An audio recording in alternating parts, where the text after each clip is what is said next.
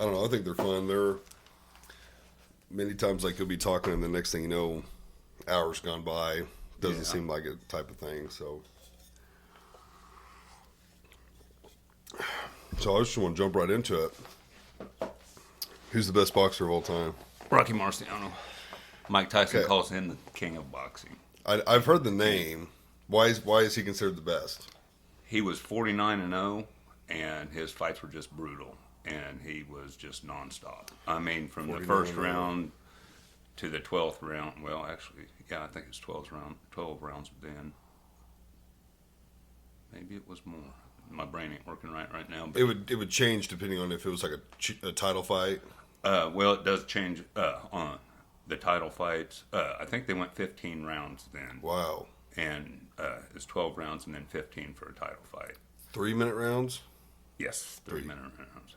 Yeah. Wow. Gosh. And the funny part about Rocky Marciano, he's driven by money. His first 3, I'm pretty sure, don't quote me on it, 3 amateur fights he lost. And then turned pro and never lost a fight after that. He retired 49-0. Wow. And that's why Tyson calls him the king of the heavyweights. Oh, he was a heavyweight too. Yeah. Oh, yeah. Because most people that aren't that knowledgeable about boxing, like I wouldn't be that knowledgeable about it. The top 2 names that comes to most people's minds would be Muhammad Ali or Mike Tyson. Mm-hmm. Which, where would you rank them on? I mean, would they'd be a top 5, top 10? I would say Muhammad Ali definitely and Tyson both in the top 5, but I would put Holyfield in there because Holyfield was a warrior. I mean, that guy, he was the real deal. Now, Holyfield is who Mike Tyson bit the ear. Yes. Yeah, right. And Holyfield is actually, I think both of them really were. Well, Mike, I mean, when he was like 14, 15 years old, he was already 200 plus pounds. Mm-hmm. And he was naturally built like he was. Right. And Holyfield was actually a natural cruiserweight, but he pumped up into the heavyweights. And so he had a lot of speed, but he did have the height, of a heavyweight. Right. But Holyfield was very durable, kind of like Rocky Marciano, very durable. I've seen, I don't know how many fights I watched wasn't a whole lot, but there was quite a few where he, just would be beat down and come back and win the fight or Right. the championship. Or even get knocked down. Oh yeah, he got off the floor quite a few times and won the championship. I mean, the dude was so durable, and he's one of my favorite fighters. What era did he fight in? He was in Mike Tyson's era. Oh, he was? Yes. Oh, okay. But when Mike went through the jail sentencing and all that stuff, right before they was gonna fight, Tyson, it was supposed to be a big money fight, which it ended up still being, I think, $24 million apiece. And Wait, Tyson and Rocky did fight each other? or no, Tyson and Holyfield. Oh, and Holyfield. No, Okay. Rocky Marciano was. I'm trying to think what era he was in. He was back in I think it was the '60s. Okay, Tyson would have been like 80s, 90s? Yeah, yeah, late '80s, early '90s. Yeah. But yeah, Rocky Marciano. I watched him. His last fight was with Archie Moore, and probably most people would just know him as a really great coach. Mm-hmm. But Archie Moore just shook his head. Rocky Marciano was beat, and that was Rocky Marciano's retiring fight. And Archie Moore was supposed to put him to the test, and he just beat Archie Moore down, and that was his last fight. Rocky Marciano was a monster. Damn. Okay, so that's a top 4. You've got Rocky, Tyson, Muhammad, and Evander Holyfield. Who would go in the 5th spot somewhere in there? Because there's a lot of names. Like, I don't like him, but Floyd Mayweather. If you go by division, see, there was back in, my dates might be off. Willie Pep, he was a lighter weight fighter. I'm thinking he was welterweight, and they judge it by ring generalship, punches thrown, and aggressiveness. Mm-hmm. And Willie Pep won a fight, only man to ever do it in boxing without throwing one punch. I remember you telling me this. Yeah, he won on aggressiveness because he's up in the guy's face, but he's so elusive that the guy couldn't hit him. But he was aggressive right up in his face, and and he won the fight just out of ring generalship and aggressiveness, Right. and never threw one, not even a jab, and won the round. Wow. So there's a lot of great fighters. You got Julio Cesar Chavez, which almost hit 100 fights, and I can't remember his knockout ratio. The first loss he ever had, he had like 89, 90 fights. I think he was right at 100 when he fought Sweet Pea Whitaker. And Sweet Pea Whitaker, I mean, he was extremely elusive, not much power. Julio Cesar Chavez had a lot of power.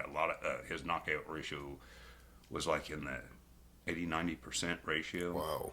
And but he just couldn't catch Sweet Pea Whitaker. It's too fast. Yeah, they were welterweights, and Julio Cesar Chavez was he was the Mike Tyson of that weight class. So Right. you got so many different weight classes. It's hard to just you pick know. pick a fight Yeah. from all of them. And Mayweather, Money Mayweather, he I think he's a really talented fighter. But I think he had some losses. It was just called the other way. I fully agree. Yeah. I'm not that invested in the sport, but I don't know. Manny Pacquiao and him, I heard that was kind of controversial. Yeah. There's been a couple others that, it felt like it went his way just because of his name. Yeah. Oh, yeah.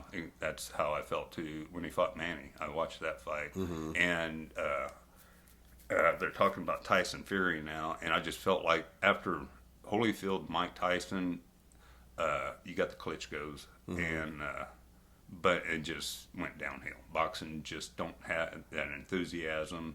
You know, when there's, excitement and people, and Tyson Fury's mouthy. I just watched a video on him, and I'm trying to think of his name. He's a big, huge, famous coach in boxing, and it's right on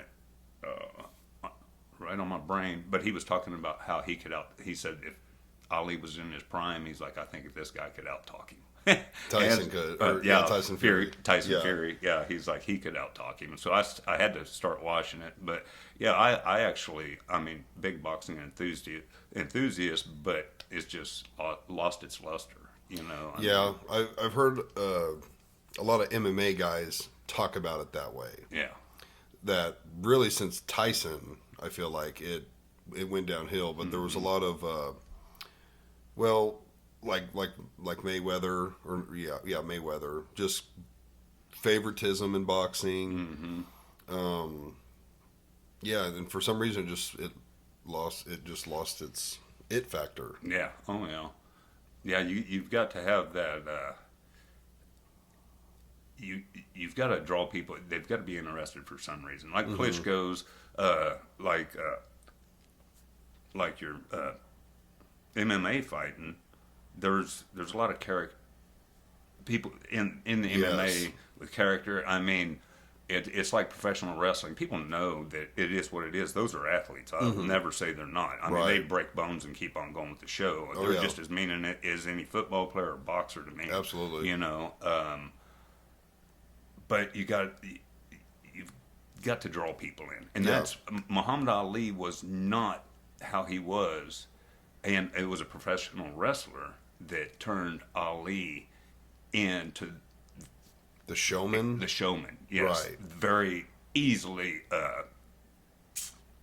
promoted.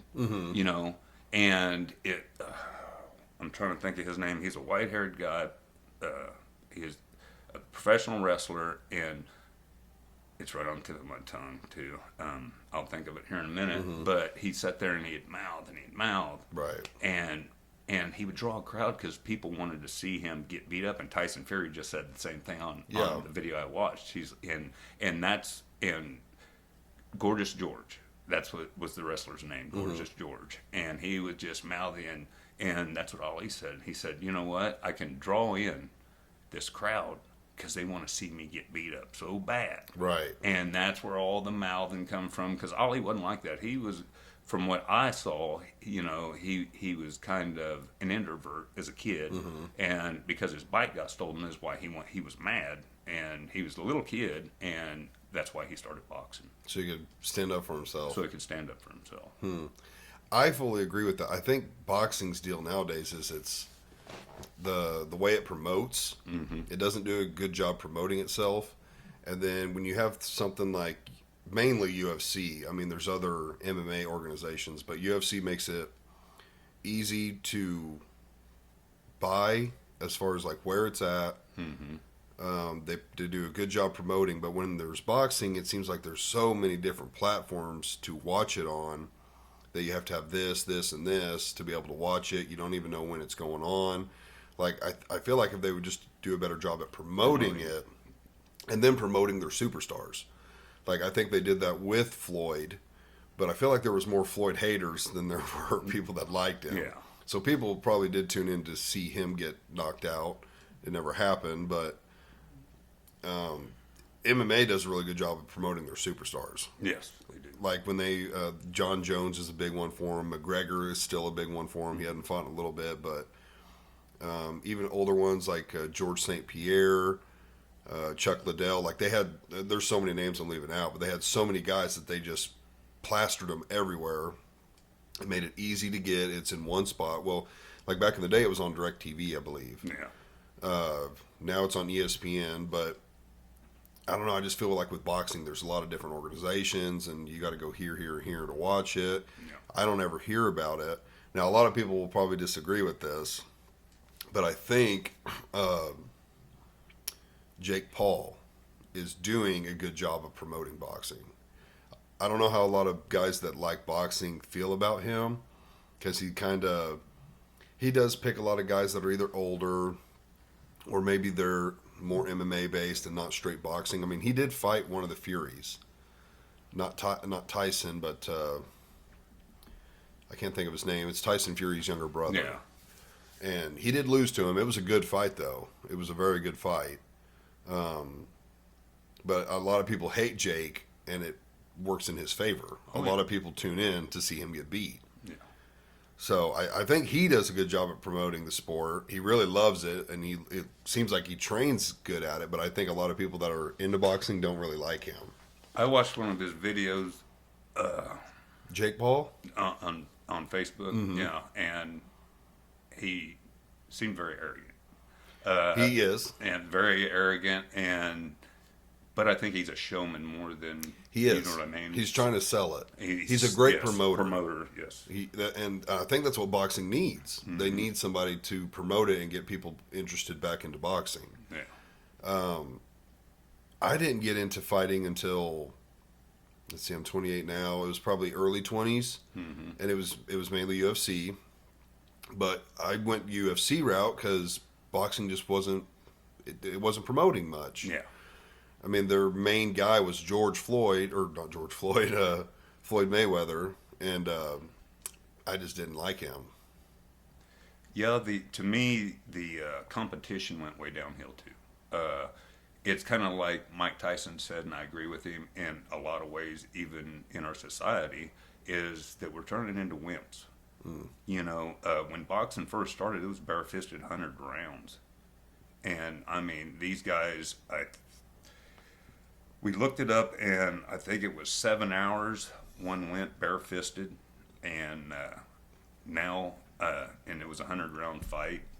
And I think they were middleweight. Somebody brought it up. I think it was Brandon at work looked it up, and it went for 7 and some odd hours, and I can't remember, the rounds was outrageous. But these guys, and now we got guys, you know, that can't go, you know, they get worn out within 12 rounds. Right. And it's about how you train, and that you're in. Ali said it best. He said it's 90%. It's 10% physical and 90% mental. Because you can train as hard as you want, but if you have that little inkling in your brain that guy trained a little harder than you do, and you step in the ring, they've already got you. Right. And Tyson learned that, Tyson actually learned it too, and he was a big fan of Ali's, but the way he come in the ring, he already had him. You know, he come in looking aggressive. They knew, you know, once he, you know, his knockout ratio was coming in, and then looking at this monster coming into the ring. They're already intimidated. Once you intimidate, they're already had. Right. And Ali was that way. He'd run his mouth, very arrogant, you know, wasn't scared of anything. But Ali was so smart. That's where the rope-a-dope come from. When he got older, and he didn't have that energy, which I mean is when he was in his career, he could still go 12 rounds. Right. And keep fighting. Some of these guys, they're going 6-8 rounds and they're totally worn out. They're not training like they used to. Right. Could you imagine training for a 100-round bare-fisted fight? I don't even know how you do that. Yeah. And but Ali had the rope. He was so mental, and he had them guys before they even walked in the ring. I mean, just the way he played with their minds, you know. And he even said that he's like, I knew I had him before I even got in the ring, Right. you know. And so Tyson use that intimidation factor with the black towel coming in, hole cut in. You know, he's not coming in like Mayweather, you Right. know. Yeah, but that's it, the mental part of it is what people don't understand. And it can work the opposite when you're training and you're like, and right before the fight, you're like, man, I should have trained if I'd have trained Right. just a little bit harder, I'd have had this guy, but now it's going to be a fight. Right. You know, and, Yeah. then you've already lost a fight for yourself. You know? I fully agree with that. I wish now that I'm so into MMA, like watching it, I wish I would have got into it at a younger age. I don't mean to sound, not humble, but I feel like that would be one of my greatest assets because, like I've always said, if you can't bet on yourself, nobody will. Yeah. So, like, if I'm ever asked somebody, who do you think would win in a fight, like you and so, it's always me. Yeah. Even if someone asks me like me versus John Jones, I'm gonna at least go in with the attitude that I could win or will win. Because if you don't, you've already lost. No matter if that sounds delusional or not, you can't go into something like that thinking I could lose, I will lose. Because if you have that thought, it's already over, like you said. Yeah. And I think McGregor did a great job at that. He fought a guy named not Eddie Alvarez. I think he was a Brazilian. I believe it was a title fight. If I'm remembering correctly, it's when he became double champion. I can't think of his name right now, but he totally got into his head. Yeah. The dude was a really good fighter, and during their press conferences and the build up to it, he was a great shit talker. I mean, McGregor might be the best shit talker of all time. And they had a stare down, and I can see his face. I just can't think of his name. They had a stare down, and while they were looking at each other, he, in his native language, which I guess was probably Portuguese, told him that what did he say to him? Something along the lines that he was going to take his life, something like that. And you could just see it on his face that it scared him. Yeah. And he knocked him out, I want to say, like in the first 30 seconds. Yeah. And he even predicted how he was going to do it. He's like, I'm going to wait for him to come in. He's like, I'm going to let the left hand loose. And that's what he did and knocked him out. Yeah. And he could just get in people's minds, but he was also confident. He, even after a loss, some people hate on McGregor. A lot of people love him. Even after a loss, he's super humble. Mm-hmm. And he just recognizes his mistakes, says we're going to go back to training, and that's it. And I really like that about him too, because if you see him before fights, he's really arrogant and cocky, mouthy, and then after he's normally pretty humble. No, not always. When he broke his leg against Poirier, he was running his mouth from the floor with a broken leg. But it was pretty funny. It was pretty funny that he was doing that. But yeah, you got to bet on yourself. Like I wish if I would have gotten into it, I think that would have been one of my strongest suits was. Like, don't let someone get in your head. Mm-hmm. Realize that you will win, or at least go in with that attitude. No matter how you really feel, go in with the attitude you're going to win. Yeah. So I fully agree with that. That's like Mike Tyson. A lot of people hated him and sat there and made fun of his voice and act like he was stupid. Mike Tyson is a very intelligent man. Yeah. Mike Tyson went through something nobody wants to go through. I mean, when he lost Cuss, and I can't think of the two lawyers. They were like uncles to him. Cuss was like a dad to him, and he lost them over his career. And but if you ever seen Mike Tyson, there was some reason he really hated you. Mm-hmm. He was over in the corner when he'd knock you, and then he'd go over and check on him. Right. Mike Tyson was a very humble person. Mm-hmm. And he he put on that persona that he should have put on. I mean, he had a lot of anger in the ring before the fight, but he knew how to shut it off. Right. You know, and it's kind of and talk about MMA. I remember when Kimbo Slice got knocked out by a guy, and the guy was over there shaking, and they said go, and that guy went over there and knocked Kimbo Slice straight out. Right. And the guy was scared to death. You could see him shaking. And Kimbo Slice, I love Kimbo Slice. He just gets up and he's like, he got, more or less, he got her done. Right. Shook his hand with a smile on his face. And but that persona, when he comes in the ring, is like, man, this dude's just a beast. He's going to try to kill me and this and that. But when they got beat, just like when Mike Tyson got beat, he's like, maybe I'm done for it. And Mike even said, I just don't have that anger in me, and that that anger drive that he used to have. Right. And Mike Tyson was a very angry person, and most people like Mike Tyson wear their senses wear it on their sleeve. You know what I'm saying? Because in some of his videos, he's like, if you was in my shoes, you'd just cry, and he's about to cry. Right. You know what I mean? You're thinking this beast of the baddest man on the planet, but there was so many times, he cried before some of the fights. He admitted to that, and it's just that emotion, and those are the kind of people you don't, because sitting here crying 1 minute and then just throttling on you the next. There's a lot of emotions there, a lot of adrenaline. Exactly. I have seen him get emotional on, actually, I believe it was Logan Paul's podcast, Jake's brother. All of them are friends, and they were basically talking about his training days. I think this was before, because he's fought 2 or 3 years ago. He might have fought Holyfield. It was Tyson and Holyfield, or Tyson and Roy Jones. Maybe it was Roy Jones Jr. Yeah. Okay. I'm a big fan of his too. Okay, I think it was those two. It was I don't even think it was professional. I think they knocked it down to what do they call it? Not amateur, but exhibition. Yeah. They did do it was an exhibition thing. You could tell Tyson held back, but they were talking to him.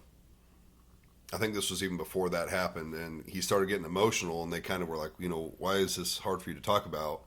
And he was like, because I'm not that man anymore. Like, I don't let that side of me out anymore. And so he's like, it's hard for me to talk about it because he basically has buried that Mike Tyson down. Yeah. But he's training again.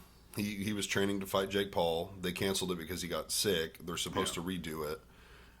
When he fought Jones Jr., he definitely held back. Yeah. Because I watched his training, and I've seen his training now. It sounds weird to say, but he looks like prime Mike Tyson. Yeah. When he's training, I mean, he is getting it. Yeah. Oh, yeah. I still would not want to step in the ring with that man. And he's got to be early 60s, no, late 50s. He's a few years older than me, so he's, I think, 56. Okay, mid 50s. Yeah, okay. Yeah, he's an animal. Oh, yeah. So I would love to see him fight again. Yeah, he was talking to some of the MMA guys, and one of them was a champion. I can't remember his name. Like I said, I haven't been indulged in it in quite a while because, like you said, I'm a big boxing fan. That's what I did. And he's sitting there, and they asked him to punch the bag, Tyson. And this was only a few years ago, a couple years, 3 years ago, somewhere in there. And he just annihilates that heavy bag, and the champion's standing back, and he's like, I would want none of that. Yeah, he still has He's it. still a beast. Yes. You know what I mean? I would love to see him do it a time or two more. You get to 60, 65, there's still good, people that are in good shape, but I think he's got it for a year or two more if he'll, do an exhibition or two. And in exhibitions, and that's exactly what they are. When you do an exhibition, it's kind of like in the old Rocky movie when he fought Hulk. You're in there to play around. You're not in there really to win. You're in there to show off and clown around like you're two great boxers, like the Globetrotters would, you know. And so you just play around, you pop each other. It's not really an all out just kill each other. And who's going to win this fight? They ended up calling that one a draw. Yeah. And I love Roy Jones to death too. That dude was awesome. So when it comes to top 10, you'd have to go almost each weight class. You know what I'm saying? Because what about George Foreman? He was a big name. George Foreman, I gotta I love George Foreman. He knocked out a British champion with a jab. Just a jab. Just a jab. He knocked him. That's how much power Foreman had. He was on late night. I can't remember. It was a late night. I can't believe it. Remember if it was a Tonight Show. This has been a long time ago, and they was talking to Foreman about the grill and all that stuff. Yeah. And then they started asking about the fight when he got knocked out by. He's only been knocked out once, and that was by Ali. Oh wow. Yeah, and so he was sitting there, and he's a preacher. And I think he wanted to cuss on this one. I love Foreman to death. And he's like, so what happened when you lost Ali? And he's like, I'm sitting there beating on him. Ali rope-a-doped him. He's sitting there, big guy. Last thing you want is in the gym speed kills. So say a heavyweight don't really want to fight a super middleweight. You because of the speed. Right. And so I guess Foreman's over there just pounding, just pounding about like Bob Sapp does, just beating on him.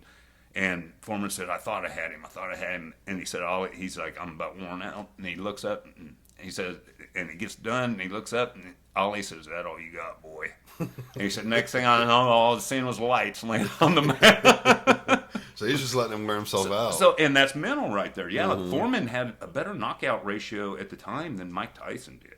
Wow. Yeah, but he was in Ali's era. So, he had a better knockout ratio, and bigger guy, and he was a beast. It's just he was in. If he wasn't in Ali's era, he would have been probably a bigger name, as big. Right. I'm not saying bigger. Tyson's got a very big name. Right. But Foreman would have been way more noticed. Right. Yeah. And he was a good boxer. He was a pounder. He wasn't. He was an okay boxer, but he had, like I said, he knocked the British champion out with a jab. I mean, just a jab. It wasn't no left hook, right cross. He just popped him right in the face, and dude fell down and flopped. That was it. And that was it. Foreman just had all kinds of power. And an amazingly great nature. I love Foreman. Who was the fight between Tyson where Ali told him to knock him out for him? That was Holmes. I don't hate anybody, but I despise that guy. What's his first name? Larry. Larry Holmes. Okay, Larry Holmes. And he did? Oh yeah. Okay. Oh, it was kind of sad because really Larry wasn't that old. I think he was in his almost going on 40, but Mike Tyson made him look like an old man. I mean, he had him stumbling and. How old was Tyson at the time? Like prime Tyson. Prime Tyson. Right. Yeah, you didn't want to mess with prime Tyson. Right. Right. I don't think anybody really wanted to climb in the ring with Tyson, but the pay was good, and if you beat him, you were a superstar. Yeah, exactly. And it's so funny that he got beat by pretty much a nobody. Who did? Tyson, his when he got knocked out the first time. Oh. Yeah. Buster Douglas. What happened there? Buster Douglas was just on fire. Mike Tyson said it in one of his interviews. They said, when are you going to lose? He said, when I quit training. And when Kevin Rooney was training him, Kevin Rooney was not scared of Mike Tyson. He would get in his butt, make sure he trained right and everything. And even Holyfield, him and Tyson on Tyson's show were sitting in the back of a SUV, and I didn't know Holyfield was as big as he was. He's quite a bit bigger than Tyson, and but he's getting some age on him, so he's got a little more weight on him. And Holyfield said, "I knew I had you," and Tyson looked over at him. He's like, "When you went pro black," and Tyson looks back at him, and Holyfield said, "Yeah, you had this head shake that had no rhythm to it. Nobody knew what to do with it." And he said, "Then you got rhythm."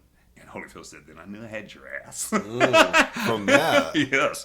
Yeah, because there was no rhythm to it. I mean, Mike was a bad boy, but once you get that rhythm, and that's one thing, everybody thinks there's two guys and they're people that don't know about it. Two guys, it's a chess game. It's not two guys and they're beating the heck out of each other. You go into the corner, if you're listening in your corner, which everybody that's been a great fighter always, it's not just that guy out there. That corner's watching, saying, they're watching. Yeah, every time you throw this punch, he's picking his arm up. Go to the body. hit him Right. with 2 left hooks, one to the head, then back to the body. You know, so because that body is just as important as that head. You know, and that's Holyfield. He was body head, he wasn't a headhunter. You know, unless they were hurt. Right. And Tyson was smaller than them guys, and that's what really went to his advantage because they couldn't get to his body. And Right, because I feel like watching a lot of his fights, Tyson would kind of go just like hunker down, get up right into their face, and then he was just, just Yeah. throwing wildly, but hitting. Yeah. Oh, yeah. And the thing is, he had the peekaboo style, and when you do that, your elbows are in and you're covering your ribs. They have nowhere to go but to hit your arms. Right, they're just hitting forearm and bicep and forearm and tricep. bicep. Right, And that's when somebody throws a right cross, if you can be elusive enough to get out of the way, that's the time you hit them with a body shot. right, You because know? they're open. Yep. Yeah, And but yeah, and Tyson. One thing I can say about Tyson, he was number one at is throwing the most perfect punches. I don't think I've ever seen anybody throw the most perfect punches like Mike Tyson did. You know, I mean, the left cross, it was an art. You know, to Yeah. watch him throw them punches. I mean, they had a lot of power, but they Yeah. were precision. You know what I'm saying? Yeah, 'cause it was amazing. I feel like watching him, a lot of his, when he would start just pounding on somebody, it was almost like he was just punching through their arms. Like he would just, until he could make an opening or something, he had so much power. Yeah.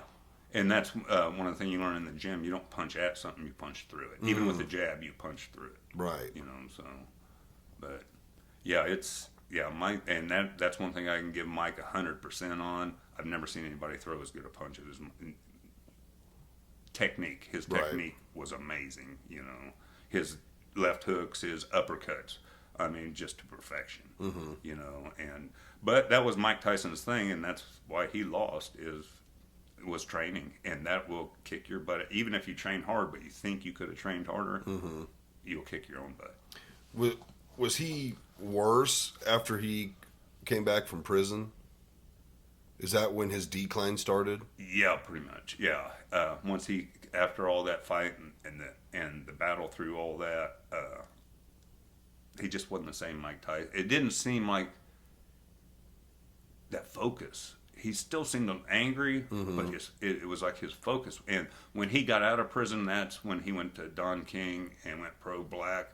Found Don King's What does that mean, pro black? all black trainers. Oh, okay.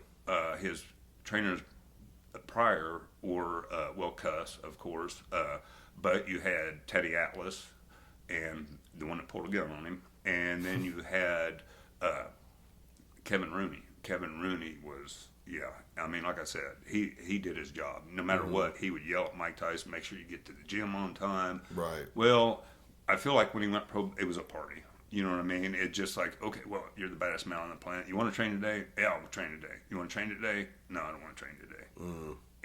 And Teddy Atlas or Rooney wouldn't have dealt with that. You know? Right. They didn't let Mike make his own decisions. Right. And they told him, if you ain't going to train, you're going to lose, and I'm not going to be a part of it. You know what I mean? And Mike Tyson, like I said, he said it himself. I'll lose when I quit training, and that's pretty much what That's he what did. happened. Yeah, he should have never ever lost to Buster Douglas. I mean, that was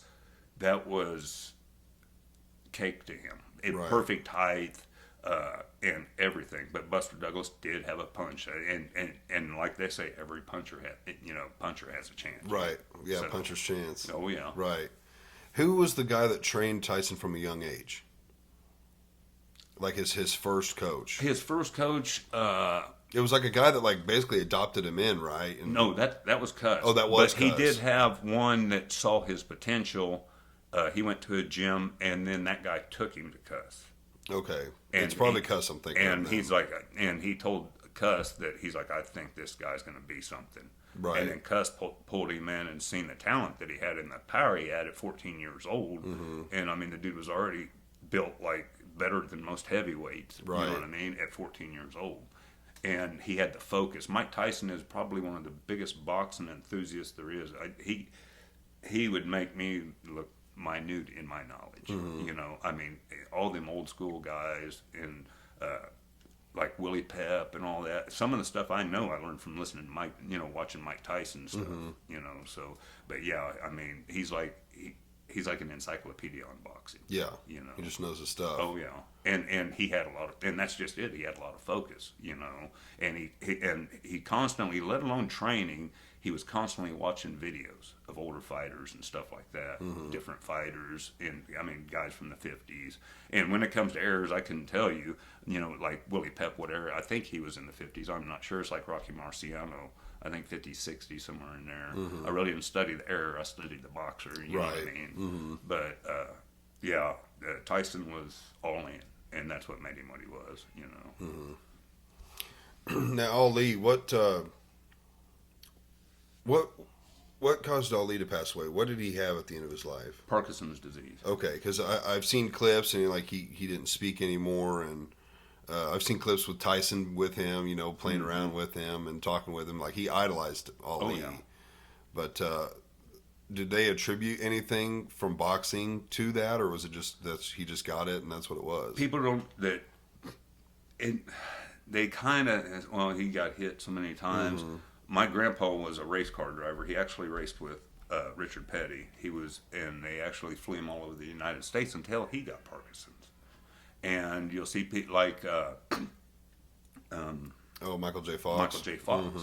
You'll see him sit there shaking. Well, Yeah. my grandpa, I mean, he would almost hit himself, and his tremors were so bad, he'd almost hit himself in the face with his leg. If he was walking past him, he might kick it. I mean, Right. and he was going on 60 years old. He might kick clean up towards his head. Right. So when you walked around Grandpa, you had to watch it. But yeah, he'd sit there just like Ali and Michael J. Fox. And I watched a video after my grandpa passed away, and it kind of made me sad because they showed a guy that has Parkinson's, and it's overactive brain cells.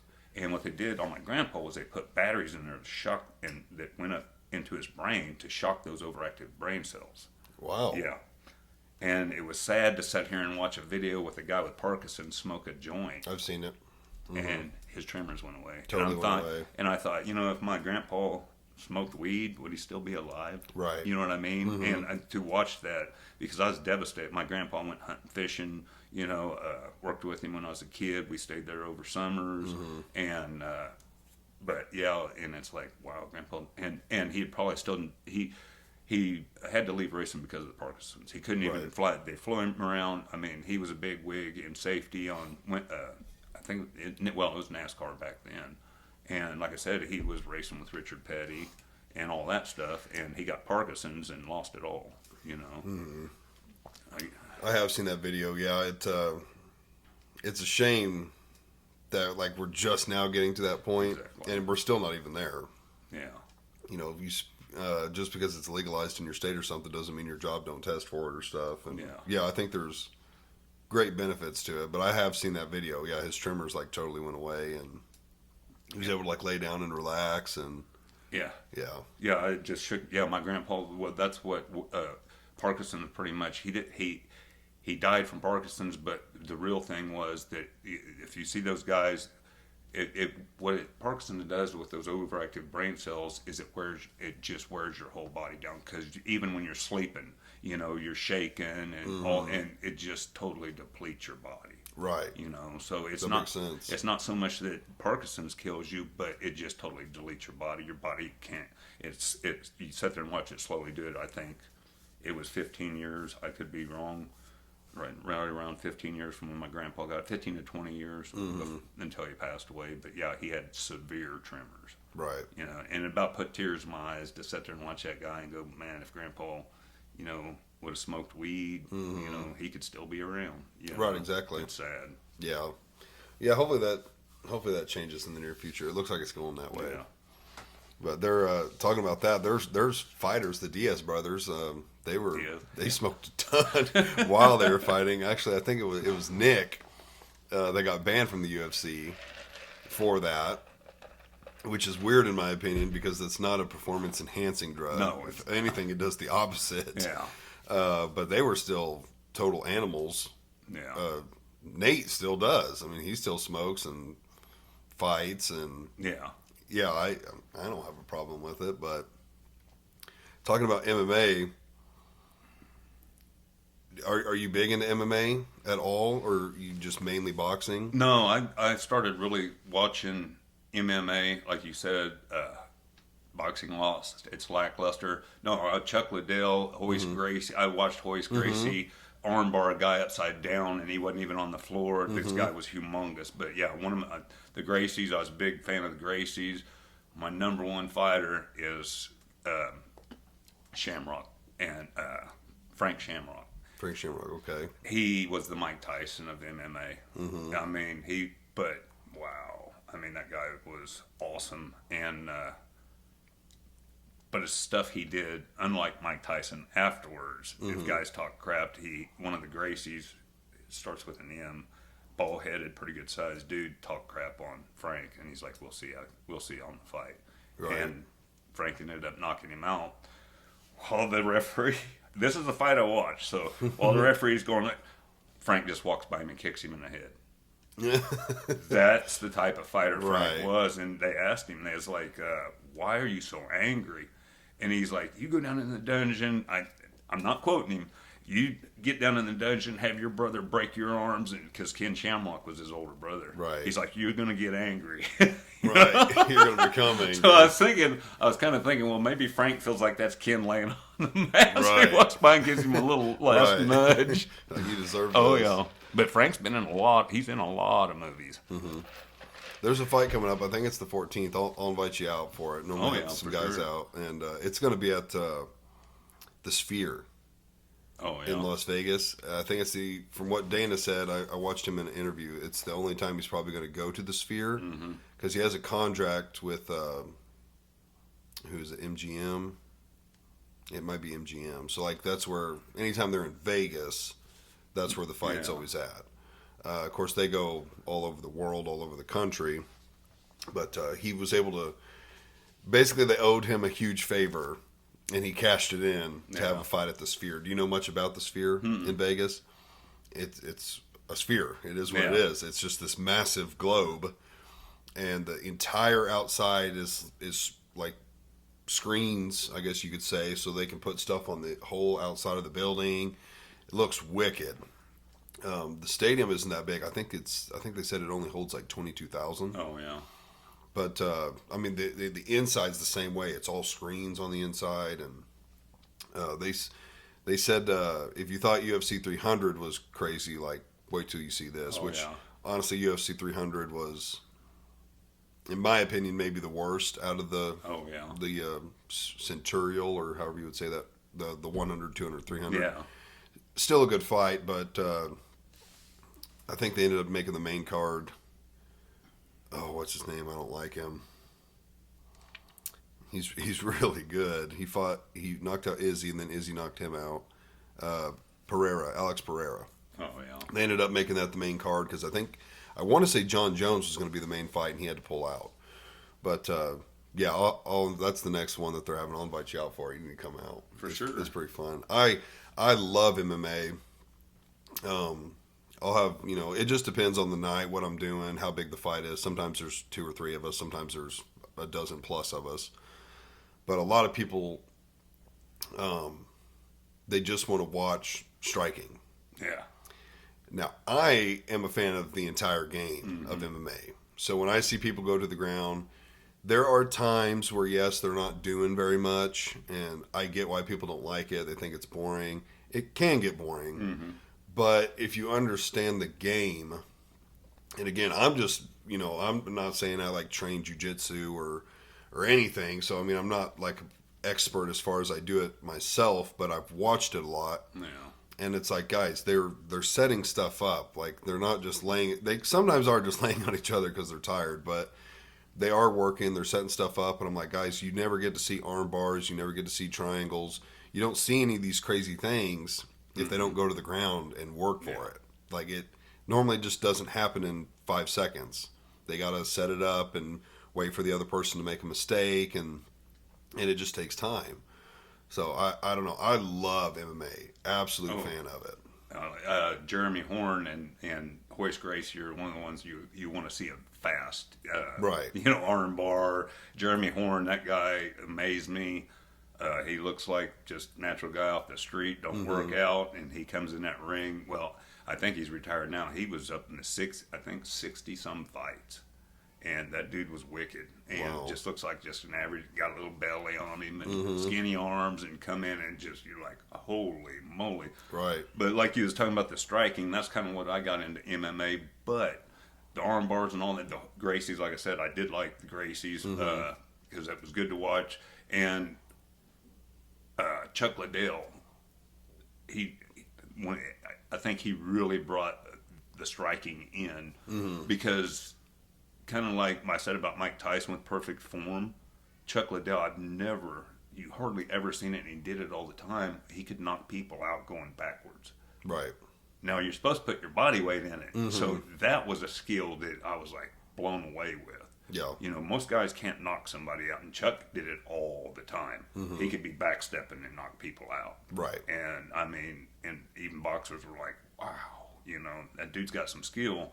And like you were saying about Tyson earlier, Sweeney wanted Chuck Liddell to stop because he didn't want to see it. And that's the thing. I love Mike Tyson.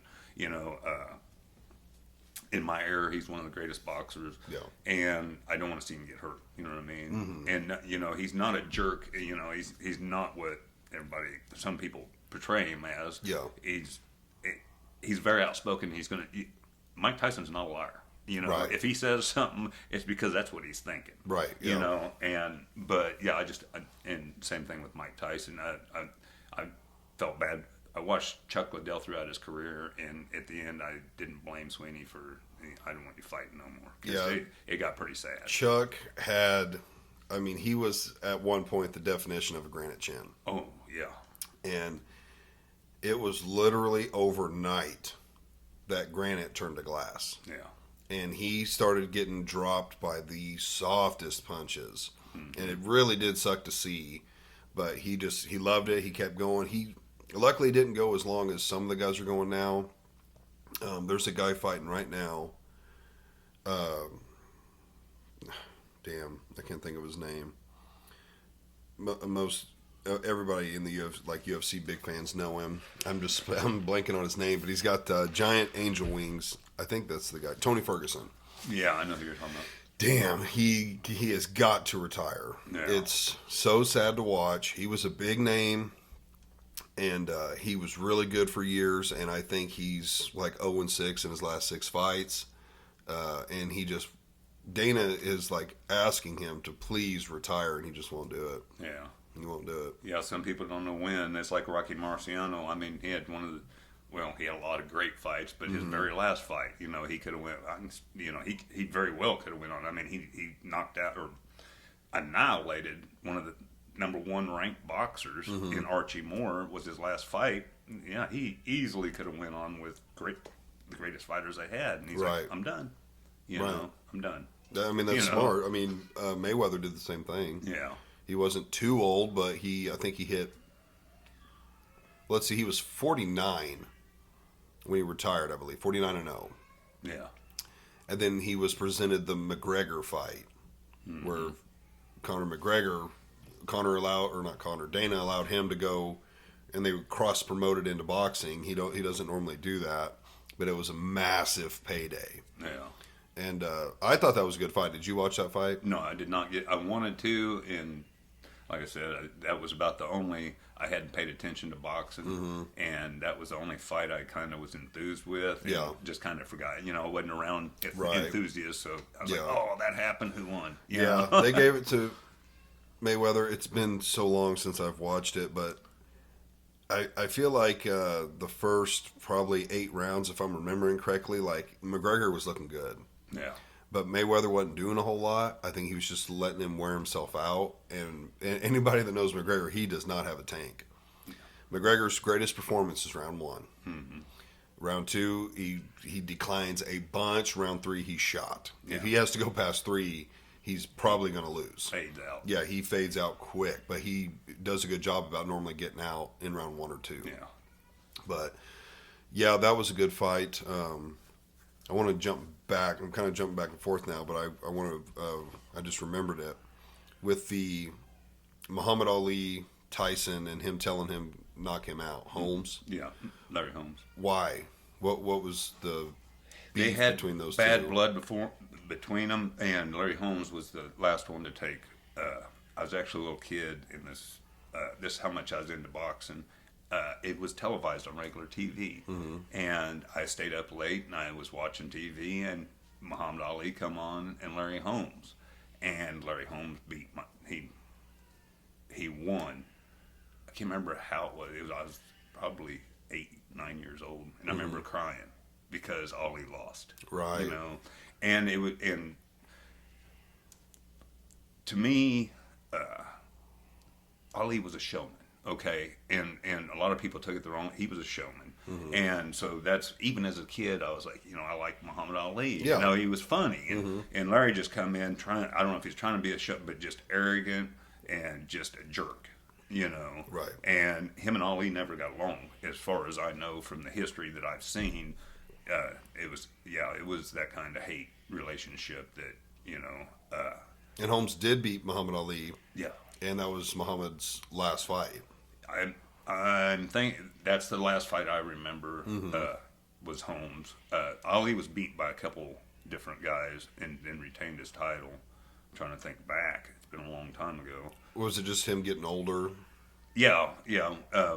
Getting older, and the rope-a-dope, people were figuring that out, and he was getting older. But yeah, that was just the main thing. And no matter what, Ali still had power. I was trying to think, Joe Frazier beat him. Okay, And that was kind of a back and forth thing. And him and Joe Frazier were actually good friends, though, from the history that I saw. But yeah, him and Larry Holmes, it was not a love-hate relationship. It was just a hate relationship. Right. And that's why Ali told him to kill him. Right. More or less. Right. And he did. Oh, yeah. And it was almost sad. It's like watching a lion eat a baby deer or something, Right. because man, it's like you could see Tyson, and like you said, and these guys are working to get somewhere, but you could see Tyson just kind of laying back and torturing Larry Holmes, and then when he figured he had tortured him enough, it was like a lion trying to break a deer's back or neck, with what they do, letting it linger around, or a cat playing with a mouse, Right. and it's like, oh my goodness, and you see him stumbling around, and at that time, 39 years old, 38, whatever Holmes was considered an old man, Right. Right. and I'm like, oh my Lord, and you knew it was coming, the kill was coming. But you could see Tyson was holding back. It's like, oh, come on, finish So this, instead man. of just finishing him, he was just making him endure. Oh, he wanted to torture him. And Right. there's been a few fights like that. Kind of like Ali did. Oh, who was it that called him Cassius Clay? And Oh, they wouldn't call him Muhammad Ali? and how can I not remember that? But yeah, you've seen Ali. He's torturing him and beating on him, and he don't throw that name. And he's standing back, and he's like, "What's my name?" Oh, yes, I've heard that story. Oh yeah, and he just beat him, and that's when Ali was in his prime, Right. And to me, that's kind of what Tyson did to Larry Holmes. He didn't say nothing, but he was just popping him around before the kill, and it was kind of sad. And I don't want to see any fighter like that. Yeah. When they don't have it, they need to step out of the ring. Right. I'd say, like you said, Tyson still got a couple more in him, even if it was a real fight. You know what I mean? Exhibitions still show that you're an athlete, Right. And it's pretty much kind of like sparring. You go in there and spar with the guy, and you show off a little bit, maybe pop him a little bit hard, but you don't go Right. for that knockout punch. Right. Yeah, when he fought Jones Jr., you could definitely tell they weren't. Now, hopefully he does fight Paul. I really want to see it. I like Paul. A lot of people don't like him and hate on him. I think he should be given credit for what he's doing for boxing. He is trying to promote it and get people to come back to boxing. And I think it's working. I mean, as far as people want to watch him, whether they want to watch him because they like him or they don't like him and want to see him lose, that works. Oh, yeah. I mean, even the villain can attract people. It doesn't have to be the hero. So I think he does a good job at promoting it, getting people to watch. I like Paul. I always root for Paul to win. If he fights Tyson, I'm rooting for Tyson. And it would be awesome for me to get to see Tyson just unleash his animalistic side. Yeah. And whoop his ass. I kind of hope that happens, even though I like Jake Paul. I have seen him clown around, and I think it'll be more like an exhibition. It was at first. Yeah. They had the rule, and people hated it. I think that's why they changed it. They were going to do headgear, and no knockouts. And people threw a fit about it, myself included. I was like, dude, I don't want to see that. I'm not going to pay to see that. I'll watch it after. And then they were like, okay, no, we're actually going to make this a professional. Like, this will go on the records. Yeah. Took the headgear away, knockouts allowed, all normal rules. Yeah. So hopefully, I mean, since it is a professional, Tyson really tries and trains and goes for the kill. Yeah, I would say, everything Mike Tyson says just sticks in my brain. Mm-hmm. And I think who'd he fight? I think it's Bob Sapp. Now, I don't know how real some of this stuff is, because some of the social media stuff I don't believe. And like, that never happened. I'm like, I watched it. Right. You right. know? Mm-hmm. And but it looked like Bob Sapp beat him or something, and Mike was like, I just don't have that side of me in me anymore. Mm-hmm. You know, and to see him, I never saw him joke around with anybody in his prime. But with Jay Paul, he's, you know, they're punching back and forth, Right. and Because they are friends. yeah, exactly. Mm-hmm. So it could happen. A knockout could happen. I mean, it's not against it in you know, exhibition fight. You're just not. It could happen, but just Right. like Foreman knocking out a guy, you know, the British champion with a jab, he wasn't trying to, but Right. it happened. But it happened, you know? right. Yeah, I mean, Paul obviously has the age in his favor, but I don't know. Just watching those training videos of Tyson, he's not your average 55-year-old man. Yeah. I mean, most guys in their 20s are like, a 55-year-old? Absolutely. I don't care how big, fast they are. They're 55. Yeah. Not Tyson. He doesn't look like a 55-year-old. No. He's still super fast, super strong. I mean, he's just... To me, I wouldn't want to do that. To me, the only thing that's faded away is that aggressiveness. That's Right. about the only thing on Tyson. I think his build, his speed, like you said, his speed, his muscle mass. I mean, ain't much different than he was when he was in his prime. Right. You know, it's just he don't have that killer instinct anymore. He You know what I buried mean? it. Yeah, He exactly. He's talked about it. He just didn't like. He doesn't like who that person is. It's just a very angry, violent person. talking about eating your kids. And Yeah, he just.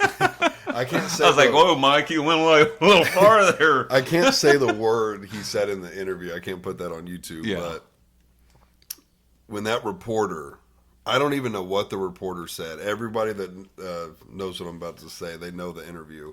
Well, it wasn't even an interview. He was probably doing like a post, or not a post, some kind of press conference. And he's walking off the stage, and some reporter said something to him, and he turns, and he just starts yelling at him. And then he was like, I'll fuck you till you love me, you know? And it is the greatest thing. One, I'm like, why did you say that? That's weird. But he was just so amped up. He was almost in tears. Mm-hmm. Yeah. He was so worked up and angry. And I'm just like, I don't know who would want to mess with that guy. Well, that's like when he got what happened on the airplane flight. And do you see that video? I've heard that kid was like running his mouth. No, it to wasn't no him. kid. It was a grown man. I Okay, think this he might be a different one. He'd been drinking a little too much, I think, or he just wanted his name out there. Mm-hmm. But he's just over there throttling on Mike Tyson, the seat behind him or whatever. And it didn't look like there was that many people on the flight. I mean, I was just kind of like focused as a boxer. I'm Mm-hmm. focused on Mike Tyson. This guy's on, and one guy's like, man, it seemed like he said leave him alone or something. No, they was talking about the guy deserved it, and it's like, man, he just picked at Mike, and then and you see whoever's taking the video, they get see the guy sitting there get up, go over, and he's like, Mike, stop, and Mike's just got this guy just hammering him, but he's not throwing knockout. Right. You know, he's just kind of like pestering him in the face with short Right. punches. He's like, Mike, stop. But that He's guy's in like, trouble. man, that guy deserved everything he got. You don't do that to people. I don't care if it's Right. Mike Tyson or not. You don't. You know, you don't sit there and pick at people No. like your little. Especially Mike Tyson. What are you thinking? Yeah, exactly. Are you crazy? Talk about tickling a bear with a short stick. No you kidding. know? It's not very intelligent. No. Well, to jump back to the UFC, I think Chuck Liddell, there was very big names before him, but as far as like their first superstar, and when I say superstar, I'm talking about someone that people know his name, They know what he does, and they don't even watch, MMA. That was Chuck Liddell, in my opinion. He was the first one that he got more people involved that weren't even watching before. Yeah. Oh, for sure. Chuck Liddell was probably their first one. That would have been, let's see, probably pre-UFC 100. I don't even know if he made it to 100. That was early UFC days. Most people don't realize UFC 1, I think, was in like the late 90s. They were going bankrupt. Dana and someone else, I can't remember his name, they bought it for like a few $1 million. Yeah. And then went into massive debt, and then it all ended up working out. But Wow. Chuck Liddell was probably the first one. But I've heard Dana talk about it. He's like, if you take the guys that are fighting nowadays versus the guys that were fighting in like the Chuck Liddell era, he's like, the older era guys wouldn't even stand a chance with these new guys. Oh, wow. The training, the athleticism, the dieting, everything that these guys do now, he's like, it's on a whole nother level. Yeah. Which would be interesting to see, but I am in the same boat as Dana White. And a lot of people get tired of him saying it because it seems like he brings it up in every interview he does. But do you know John Jones? He was the light heavyweight champion for a very long time. He's now the heavyweight champion. No. His name is John Bones Jones. No. Okay, he's the greatest, not just MMA. He's the greatest fighter of all time. In my opinion, Dana preaches it too. There's not a man alive that you could lock in the room with John Jones and he'd not walk out. He's this bad. We'll do some research on him sometime. I'll show you what I'm talking about. Well, to me, one of my favorite fighters, and the reason I quit watching UFC is because when Dana bought Pride, Yep, right. Mm-hmm. and Randy Couture was champion. Yep, Randy was another superstar. Loved Randy, but Fedor Emelianenko Yep. would have ate his lunch. Why did they not fight? Because Dana didn't. He didn't want his. He didn't want Pride that he had bought out was still his. Right. But to come over to the UFC and he would have annihilated Randy. Right. I just watched Bob Sapp before I come over here fighting Hong Man Choi. And Bob Sapp's a big old boy, and he was doing a pretty good job, but it was, and to the second round when I left, and I watched Fedor Emelianenko, Hong Man Choi is 7'3", coming in within a matter of seconds, annihilate Hong Man Choi. Right. And Dana would not let Randy fight. And that kind of irked me. I seen it coming. They were supposed to fight, and then Dana called it off. I'm like, yeah, because you don't want UFC to His look golden bad. boy. Yeah, and you bought Pride, and there was kind of a controversy there with Pride and UFC were up, and then I was like, man, this is a bunch of crap. Man, Right. that was a fight I really wanted to see, but I think last I watched Fedor, he was undefeated. And from what I've heard, somebody said he did end up getting defeated, but he was out of his prime. Right. And he was pretty much in his prime and Randy was close to, he was still kind of in his prime, and it was kind of like that Holyfield Tyson fight that everybody wanted to see that fight in their prime. And, so I kind of lost interest in it. I was like, this is a bunch of crap because Fedor was one of my favorite. I mean, he would end it so fast. Yes. And he just looked like a burly, big old burly guy. But as far as the training goes, to watch them guys, and that's one I would say that guy trained his butt off, Yes. because he never ran out of air. I mean, he would go a few rounds and he'd never run out of air. So I know that name. I'm trying to think of his face. Is he the guy with the big mustache, real deep voice? No, he hardly Okay. even talked. You didn't. Okay, I do think I know the face now, though. Okay, I was thinking of a different guy. Yeah, he had just the what do you call it? His kind of bald up top, had a little bit of hair around there. I'm pretty Yes. sure he was clean shaved, but he just looked Yes. like, he didn't look like a bodybuilder. He just looked like I know him. like a big old Russian dude. Yes. I can't remember, whatever he is, German or whatever. I think but it's Russian. he might have been Russian. If I'm thinking right. Anko. But yeah, he had a brother that was in Pride too. I think he might have come over to Commodore Dana, I'm not sure, but he's all tattooed up. But he was, pretty well built. But he had been in and out of prison. Right. So, but yeah, whether he won or lost, Fedor never changed. He'd win. They'd be like, you would have thought, by his like facial it's no big expression, deal. you couldn't tell if he, that Right. he was happy about it or whatever. Well, So. Jones, he became. I don't know if he still holds the record or not. I think he does, but he became the youngest UFC champion ever. He was early 20s, 21, 22. Walked through everybody in his division. He's undefeated. Most people, he's not truly undefeated. He is, in my mind, in most people's mind. He has lost one fight due to a ref's decision, and it was a terrible call. The ref was actually, nobody will deny that. He was the worst ref of all time, and just made a terrible call. But he's basically undefeated. Do you know Daniel Cormier? He now commentates UFC. Oh, yeah. They fought twice. That does sound familiar. Bigger black guy. Yeah, If I saw him, you would recognize him. I bet. remember. He commentates with John Anik and Joe Rogan. It's normally those three. Cormier was an animal. Yeah. He was a great Hall of Famer. I believe once Jones was banned for a few years, he became a double champion, light and heavyweight. But he tried twice to get through Jones and couldn't do it. There's been a lot of other greats that tried. They couldn't do it. Jones didn't fight for 3 years. He got suspended. This is another thing. I'll dive into it because I love John Jones. He was suspended for 3 years, came back. This was probably 6 to 8 months ago, somewhere in there. Fought for the heavyweight title after 3 years of being gone, and beat the guy in the first round like it was nothing. Oh, yeah. Of course, he's the champion. This is like the greatest of the great, and made him look like it was nothing. I mean, it was wild. I remember watching it thinking, John is getting in his, I think, late 30s, and he hasn't fought in 3 years. Like, I still have a ton of faith. Love the guy. He's really good, but I'm like, how's this going to go? It was the 22-year-old John Jones. Oh, yeah. It was literally like it was nothing for him. I think he armbarred him in the first round. He's just got who's another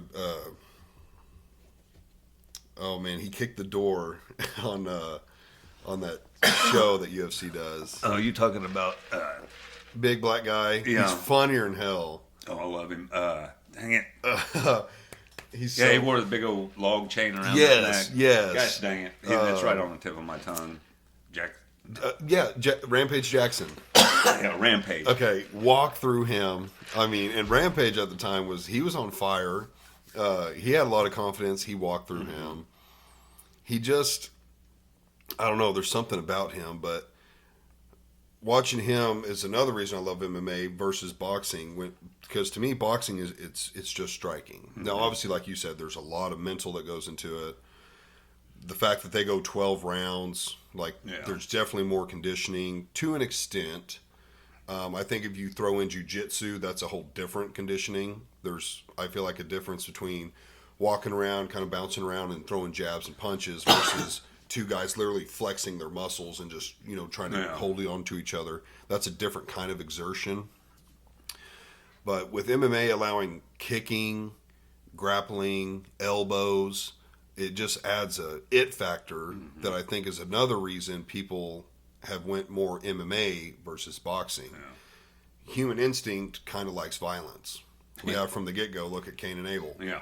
Look at the Romans with the Colosseum and the gladiators. We like violence. Yeah. MMA to me is much more violent than boxing when I can throw my shin into your temple, or I can, throw an elbow into your temple, or I can choke you out, versus just straight punching. Yeah. So I feel like that's another reason people have went to MMA. It's more violent. Yeah. There's typically more blood, and you just get to see different and more things. Yeah. I don't know what do you think about that? I like the MMA, and wrestling is kind of you get a little bit more exerted into it. Like you said, you're sitting there constantly. But as far as boxing goes, that's the thing. Like people don't understand. There's a lot of pushing and shoving, and a lot of times you'll see them guys hold. They're trying to break the other guy's arm. You know, so it's not just punching. Right. So and that's why like Mike Tyson get fouled for his head. He'd come in, push him real hard, and then when he throw a punch or something, sometimes he'd throw his head. There's Right. a lot of things you got to watch for, which is illegal. Right. And it's kind of like in football or whatever. If you can get away with it, you got away with it. If you can't, you get a warning, and it's like, okay, I ain't gonna do that again. Or Right, 'cause some then of them it'll be a just, point. you know, and some of them, I mean, actually get thrown out of the fight because I think it was Gotti or a big old white guy. Started with a G, but he low blowed like several times in a fight, and I'm like, we're done. You Right. know, and he was a good fighter, but he just couldn't control himself. But yeah, there's a lot of other exertions that go on in the boxing ring than just throwing a punch, you know. And you get guys that hold. Well, even though that guy's holding, you're still trying to break out of the hold, you Right. know. So, but to me, as far as, and I can see why, you know, at first I was like, they only go 3 rounds. It used to be 1 minute rounds or whatever. Now I think they're 5 minute rounds. 5 minutes. You know, so I was like, man, this is, you know, and I was like, boxers go 12 3-minute rounds, you know, in a championship fight. Right. And so I wasn't really enthused. I mean, that enthused in it as far as the athletic side of it, you know what I mean? But I was impressed by, you know, the jiu-jitsu stuff. Yeah. Like I said, when I started, I watched the very first one, you know, Right. with Hoist Gracie, and I think you couldn't bite, and I can't remember, there was only like 2 rules. Yeah, there You was know? no biting, no eye gouging, and I honestly think that was it. And that was you I'm could pretty hit sure, the there nuts. was 2 rules. Yeah, you could do all that. Yeah. You know. You But- could do what they call 12-6 elbows, which that's what Bones his loss was from. Oh yeah. Which I believe they either do allow it now or they're about to. Oh yeah. But you're not allowed to go from 12-6 with an elbow. And the reason that brought that rule in was because judges were watching those karate demonstrations with dudes breaking like a dozen bricks or Yeah. things of wood and shit coming down. And so they're like, we can't have that. That's too violent. But you could go from 1-7, you know, or 11-5. Yeah. And it's like, I can also kick somebody in the head, you know. So what is this going to Yeah. do? And Rogan, there's a funny clip of him talking about elbows because I love seeing people throw elbows. There's so many times that we're watching a fight, and the way they're exchanged, I'm like, why are you not throwing an elbow right now? Yeah. You're kind of tied up with each other. I'm like, you know, just throw Yeah, the elbow. for sure. And I guarantee, I would think I could do a lot more damage throwing an elbow than I could like a fist. Yeah. I mean, that pointy bone right there and just the speed you could generate. But Rogan was talking about the 12-6, and he's like, yeah, you can generate some power like that. But he's like, I guarantee I could generate way more power going like that. And I was like, I mean, he has a point, and Yeah. I think they do allow it now. Yeah. Rogan's, dude, I love that guy. I do too. He is straight yeah. up and honest. I Yeah. watch a lot of his podcasts. I've kind of modeled mine after his as Yeah. far as I don't have a topic. There's Yeah. no one, like most podcasts are focused around one thing. He has comedians on where they do mushrooms, smoke weed, and get drunk. And then the next day he's got a doctor on or a Yeah. scientist, and they're talking about completely different things. Yeah. And I like that. So yeah, I really like Rogan, and he's a commentator for UFC, and Yeah. which I love UFC. Love when he's commentating. He does most of them, Yeah. but yeah, I'm a big Rogan fan. Me all the way. That dude keeps it entertaining, and that's what it's mainly about. Is it's about the entertainment. Like I said, wrestling. I mean, Olympic wrestling. I mean, I like watching that too. And yes, you can exert a lot of energy anytime you're wrestling around. Oh, man. You know, so at first I was kind of prejudiced. You know, on the UFC, I'm like, you guys Right. are punks. You know, this Right. and that, and this and that, and then I gained a lot of respect for it. Actually, even and they started showing it, and then I watched that first one, and then kind of and I was like, this is almost like wrestling. Was the thought in my head, and it was promoted well, you know, and I was like, man, this, and then I got to watching it more and more, and they started. At first, I watched it because, of course, a boxer, there's a lot of rules, Right. And this thing only had 2 rules, and I'm Right. like, I want to see what's going to happen here, Right, you know, exactly. and but yeah, I have a lot of respect for those guys now, and The training, I would say, as far as the training goes, Dana's probably right. But if them guys back then would have trained like the guys are training, now Right. I would say it would still be a toss up. Right, because there were some animals back then. Yeah, and these guys know now how important it is to train, And back then it was kind of like, okay, this is the move. They train the move, Right. not so much working out, like you see Jay Paul working out, and them guys were more or less just wrestling around on the mat, not really hitting weights, not getting Right. big time cardio going. Like when I was boxing, you did wind sprints. You would jog, you never went to a walk, and then you'd wind sprint as hard as you could for as long as you could, and you didn't start walking, you started jogging again. Right. And the longer you could wind sprint, the more it opened your lungs up. And that's Mike Tyson. I think he ran 5 miles every morning, before the sun Wow. popped up. And you've got to be that way, because if you think about it, what if my opponent's running 10 miles a day? He's going to have more air than me. Right. And it's like you was talking about one guy that setting something up, and a lot of that in boxing is, hey, let's let this guy wear himself down. When I was cornering for MMA, doing some MMA cornering as the stand-up guy, I was like, hey guys, and they were amateurs, and I'm like, just put your guard up, let them swing, let them do their thing. And I said in the second, I've never seen any of them go hardly past the second round. Right. And I'm like, you'll play with them like a baby. I said, if you really want, but they just couldn't do it. Right, they didn't have the conditioning. They didn't have the conditioning. And mentally either. It's like, guys, just stand there. And I mean, not throw some punches. I said, but let that, kind of like Foreman did on Ali, let that guy wear himself out. Right. And then you can just smack him around if you want to. Right, yeah. When they're tired, they're going to make mistakes. Oh, yeah. They're going to be And lazy.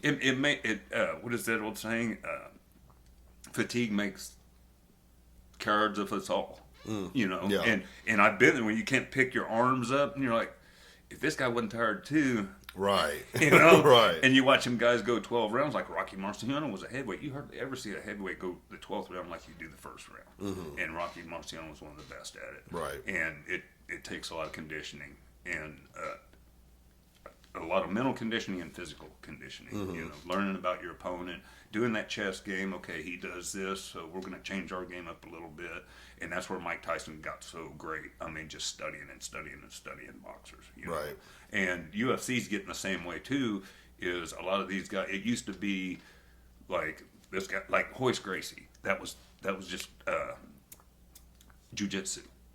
He didn't really throw a punch. You hardly ever seen Hoist Gracie. He would defend himself. But you never seen him just. Now all these guys are mixing it up, and I think that's making it a lot better. Because even, you're extremely talented, Anderson Spider Silva comes to mind. Yes. That Another dude, superstar. and that after his career, that's kind of when I quit watching it too, because it kind of lost. I was like, man, love that guy, and he more or less stood out above everybody. Yes. And so, but they're bringing it all together and putting it in a stern pot. Okay, jiu-jitsu stand up, and I'm like, oh, these guys can box too. You know what I mean? Back in the day, it was just, their boxing was more or less a biker brawl or something. It was just, Yeah. And they didn't know anything. I'm like, wow, these guys don't even know how to, do Right. stand up. Have you ever heard of? He's fighting now. He's a current fighter, Sean Strickland. Strickland, that sounds familiar. He was a champion very briefly. He had one title defense and lost it. He would be right up your alley. Oh, He is a straight up boxer. Just walks people down and gets right in their face. Doesn't let up. He doesn't do like hardly any ground game. But talking about Anderson Silva, I believe his last fight in the UFC was against Izzy Adesanya. And Izzy and him are like twins as far as their fight style. Both real elongated and elusive, and just their style really matched up. Yeah. And Izzy beat him, and it was kind of like Anderson Silva passed the baton to Izzy. Izzy did really good. He had multiple title defenses. Lost to Pereira, the guy I was talking about earlier. Ended up beating him again. And then he lost to Sean Strickland, which was very surprising to me. I'm an Izzy fan, and I was like, Izzy's definitely got him. He's going to toy with him. Strickland came out, I can't remember, I think he holds like this. just a straight. They were calling it a boxer stance. I don't know what it is, but he was kind of like this, and just walked him down and annihilated him the whole fight. And it was Yeah, I'd like it was seen that. a ton of boxing, and boxing heavy guys don't typically fare as well in the MMA because most people know that they're boxing heavy. Almost everybody has a little, if not a lot, of jiu-jitsu and wrestling. And so if you're boxing heavy, I'll just take you to the ground. Yeah. That's not your comfort Yeah, zone. sure. You're not in your element. That's my element. I'm not going to stand up and box with you if you're an amazing boxer. Yeah. Well, Izzy's not known for his ground game either. So he tried to hang with him, and he couldn't. Oh, yeah. Sean Strickland straight up outboxed him Yeah. and just beat his ass. Yeah. It was pretty wild to see because you don't see that in MMA a lot. You don't see guys just straight up want to box and at least the other guy not try to take him down. Yeah. So it was an interesting fight. Strickland ended up losing the second one, his first title defense, and even those two were pretty much straight up striking. Not a lot of ground game. Yeah. Some would argue that Strickland actually won. Duplessis, what's his first name? I'm missing his first name. He's got a weird South African British name. But Duplessis was pretty fucked up by the end of the fight. He looked pretty bad, but he got the win somehow. But yeah, I think you would like Sean Strickland. Yeah, he's heavy boxing. Yeah, I'm a big fan of the ground game too, and like you said, it's I don't know how many boxing fights I've watched, and it's like, oh come on guys, they just dance around the ring, Right? Hardly anything going on, and it's kind of like the same way with you get some of them guys ground and pound, and they're not. I mean, they get the momentum going. You know what I mean? That's when it's like, oh yeah, here he comes.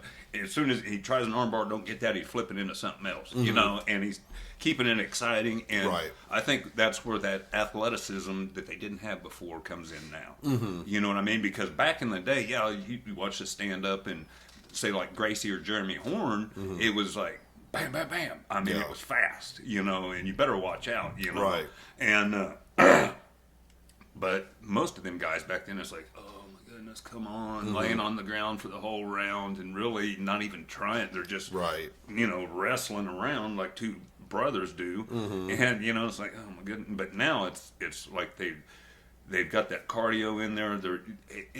It's always been an up-and-coming game to me.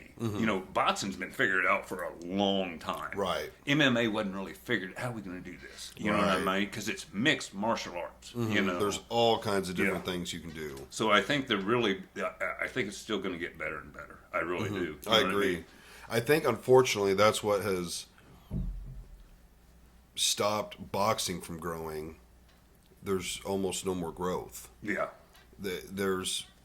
When you're just allowed to strike, there's, of course there's kickboxing, but that's different. You're not allowed to go to the ground. You're not allowed to grapple. Even if someone goes to the ground, you can't do ground and pound. It's all stand up. I think that reverts back to the violence thing. People crave violence, and it's not as violent. But I've also heard, and it does make sense to me, that boxing is more dangerous as far as concussions and like head trauma. Yeah. They've got the bigger gloves and they're only allowed to strike. So you're never getting elbows, forearms, shins, knees. So you're able to absorb more blows, but they're smaller. And they say that that's more detrimental than one big blow. Yeah. So they've actually reintroduced bare knuckle fighting. I haven't watched any. I've seen some clips. Oh, yeah. But it's a thing now. And they say that's the safest form of fighting because guys can't take much. It's over quickly. So one big blow to the head is safer than 20 small blows to the head.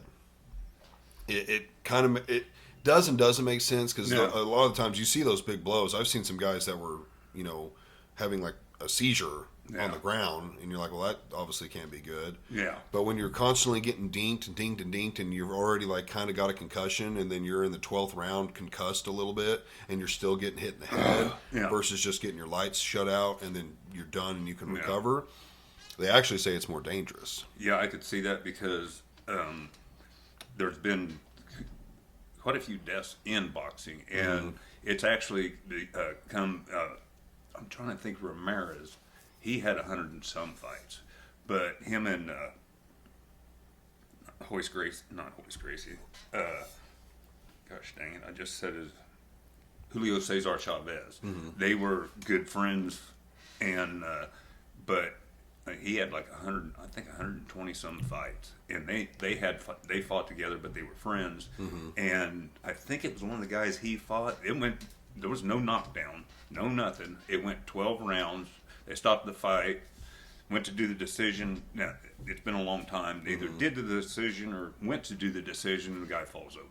He's dead. Wow. Oh yeah, but it was a brutal. I mean, like you said, and you've never heard. Well, there was a guy in Kansas City, but yeah, from one punch, aneurysm. It could cause an aneurysm, and same thing with bruising the brain and all that stuff. And, it could be one punch or it could be multiple. Majority of the time, the one shot knockout is you're right, and that's the way I feel about it too. It's not as damaging as just constantly. Right. You know what I mean? Especially long term. Yeah, exactly. I think that's what they're starting to discover with like CTE and stuff, head trauma, injuries to the brain, that boxers are more susceptible to long-term effects and like effects later down the road. Yeah. Versus, MMA fighter, they get severely knocked out a couple times, and sometimes they just call her quits. Yeah. And then they have many, many, many years of that not happening anymore. Boxers can tend to go longer, so they're taking more abuse. It's smaller, but it's more and longer, a longer period. Yeah. So, Well, and mainly in boxing, your target is the head. Right. In MMA, your target's your arms, your legs. like leg kicks. Yeah, but you're aiming for the whole body. In boxing, most of the time, you go to the body to bring the head down. Right. So the head is your main object. In MMA, the head is just another object. You know what I mean? And I have seen guys get completely taken down and shut down from liver shots, from body shots. There's times I wonder, like, why are they not going to the body? But I mean, I've never been punched in the body like that with a glove on. I would think I would want to focus the head, but I mean, you've boxed before. Are body shots worth it? Are they worth focusing? Or is it more worth focusing to get the head freed up? A lot of it's to get the head freed up, but I worked the last time I was boxing. I blew my knee out before my pro debut, and I did go back as a gym rat. And one of the guys I boxed with, Leroy Green, my original coach, was 7-year sparring partner of Muhammad Ali. Wow. Leroy was awesome, and I didn't even know that till he had passed away, and they showed it on the news because his son was a professional boxer too, but he got the partying, so Leroy's like, it's either partying or, but he's a coach now. His son ended up being a coach. He's got 2 sons, and I think they both trained boxing, and he was a really good coach. I done lost train of thought there. About working the body and the head. Oh, but so years later, I went down in West Bottom's gym in Kansas City, and Harold, a buddy of mine, that when I was training to go, fixing to go pro, he was Silver Mittens. It's little kids. Well, he had become Intercontinental Champion, and so I was talking to him, and he's like, well, he had this many nights. I was like, what have you been up to? Found out. Well, he had a buddy that had, I think he was 24 fights with like 18 or 19 knockouts. Majority of their knockouts are to the body. Wow. And so, they was like, anybody can knock anybody out to the head, but both those two, really good friends, are like, let's take them out to the body. And they would bring in guys sparring, man. They'd put heavyweights. Harold was super middleweight, and I think Slick Nick, he was welterweight, and Slick Nick the same way. and like coach like hit him in the head, and they're like, no. Drop them to the body. Oh, most of their knockouts on their record was dropping them on the floor from body shots. Wow. Now, are you aiming for the liver? Or are you trying to break ribs? Ribs. Oh, it don't. The stomach, man. You get hit right there, and because boxing, and I imagine the same way with MMA, you don't ever tighten up until the punch is coming, and it's like being elusive. You don't. Well, Pernell Whitaker, when he fought Chavez, he'd go clean down to his butt, squatting down, being elusive on the punches. Well, you're not really supposed to do that because you exert so much energy, Right. You know, so when instead of leaning clean to the side, you want that punch to just barely graze you, Right. You know, and so, but that's them guys. You go to the body, and I seen one of the fights where you'd seen them grit their teeth because they see that. I mean, they had dropped their hands down and they wanted to knock them out to the head, and they're like, no. We can't do that. We're knocking these guys out to the body shot. But yeah, it's right here. Yeah, breaking ribs. If you ever had a bruised, I've never had a broken rib, knock on wood. But if you ever had a bruised rib, you would think you broke 2 ribs. Right. Just a bruised rib, you can't breathe. You know, and I have had bruised ribs from sparring with a heavyweight that caught me in the side. And but yeah, your ribs are just as bad, and that's why I brag on the professional wrestlers. One of the Harts. I can't think of his name, Bret Hart. He jumped off the ring, landed on that retainer around there to keep people away, broke 6 ribs. Oh, got back in the ring and finished the match. Yeah, those wrestlers are crazy. They're tough, and yeah, they are athletes. Oh, absolutely. You know, it might be a storyline, but they're definitely athletes. Absolutely. You know? Damn, 6 ribs. Yeah, I feel like getting right in the middle of the stomach would also possibly affect your breathing, like if it did something to your diaphragm or whatnot, and just then if you're struggling breathing, you're getting more tired, you're getting less air. Yeah. I guess that makes sense. And it almost cramped. Believe me, I've been hit there. That is one of the main spots when they go, is not really down to the stomach, but right up in here. You got like right below the sternum. Yep. And yeah, it'll take everything out of you. And coach is like, "Hey, get through it, get through." He knows what just happened to you. Right. He's like, "Come on!" And it's like, a major cramp. And it, and it does subside. It goes away, but it's that 1 minute. And Mike Tyson even talks about that. He's like, it's like I can't breathe, Right. And but yeah, Mike Tyson talked about how bad it sucks when you get hit right there because you're like you can't breathe and catch your breath. You're in a fight where you need to breathe. Right. Right. So yeah, that's a little bit scary and that's just it. There's a lot more art to boxing, MMA than what I hate when. My biggest, and one thing I do hate is when somebody says, "Oh, 2 dummies in there beating the heck out of each other." Right. I'm like, There's a lot to why don't you it. come in there?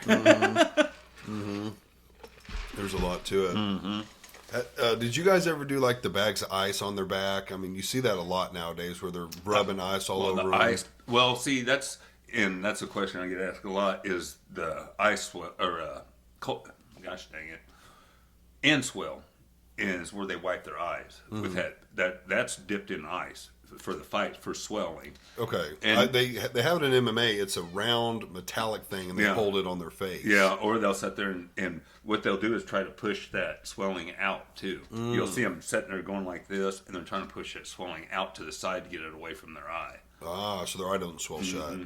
And sometime back in the day, when they like Rocky Marciano's day. They don't do it anymore. They try to use them N-Swells to get it knocked down, but they would cut their eyes. They would cut their eyes so that the blood would come out and they could keep fighting. Wow. But the referees now today, there used to be a lot of bloody fights back in the day. The referees today, you get that eye, but then that guy's going to start aiming for it. But Right. to me, I'm like Mike Tyson. I'm following Mike Tyson. We're kind of wimps compared to what, the guys back in the day. Right. But yeah, those N-Swells. But as far as the ice baths, I watched a thing on them, and they've actually got one that you can buy now. Oh, yeah. For residential and all that. And I'm like, I don't like the cold that much. Right. It's supposed to be really good for you. Yeah, there was one of the MMA fighters that kind of started that. He was a bad dude. A lot of professional athletes do it now. Yeah, he was one of the first back. It was an older one. It wasn't Frank Shamrock. He kind of looked like, but he's a bad boy. And And yeah, he was one. Oh dang! I can see him now. Rogan does them like daily. Yeah. And he's got a sauna too. They'll go like back and forth. Oh yeah. Mm-hmm. Yep. They'll get. I think they start. I think they start in the sauna. I can't remember. Some of them will like go back and forth or just do one a day. But I thought about getting into the cold plunging because it's supposed to be really, really good for you. They say it speeds up the healing. Mm-hmm. What I know from the cold, the heat relaxes your body, relaxes your muscles, and then the cold takes the swelling down. Mm-hmm. But body. Well, actually, back in the day, if you watch Nick Nolte's in one of the movies, football players been doing it forever. Yeah. Mm-hmm. You know, and it was in a movie when I was a little kid. Nick Nolte climbing into an ice bath. Mm-hmm. You know. And Nick Nolte being young enough to play a football player, so that was a lot of years ago. But yeah, it's just something I was like, but I did think about it, and I'm still trying to think of that fighter. Man, he was kind of like, I can't even believe I remembered him, but he was kind of like a Frank Shamrock, just unbelievable. But yeah, they used to, he brought that up big into the UFC because they were really doing that. But it's supposed to help the healing process speed up and everything else. So yeah, I thought about getting one because you can get little bitty. You can get ones that you like fill with water and then have to put ice in it. Then there's ones that you can set the temp. yeah, And of course that's the easiest way, but those cost quite a bit of money. But yeah, it is supposed to be really good for you. I wouldn't mind trying. I like the cold, but I mean that's a brutal cold. yeah, Because even someone who's just getting into it, I think they tell you to set it at like 50 degrees. yeah.